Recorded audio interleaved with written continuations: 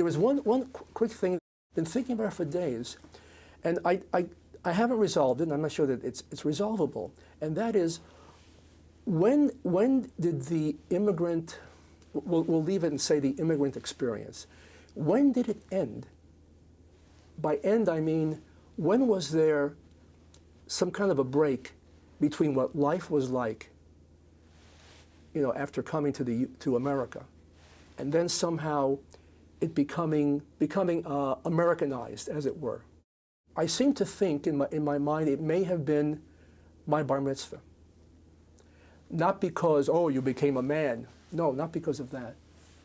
But I think, for example, in my album, the pictures were taken, and when this ceremony where the family, friends come up to light a candle, the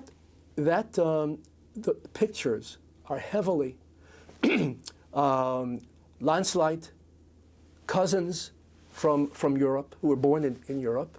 A friend of the family, actually, rumor had it that he was once courting my mother in Pinsk, but Sholem wound up in the concentration camp, and he survived. So in other words, it was that kind of a milieu that still existed,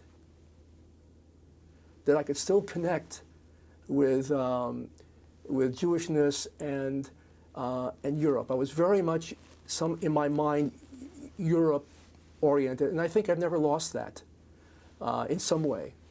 And I think, and after that, the old folks started dying, and we didn't have as much, social contact as we had before. We would get together, and so anyway, so I've been sort of grappling with when does it, when does that Americanization, the concept of that, really take place?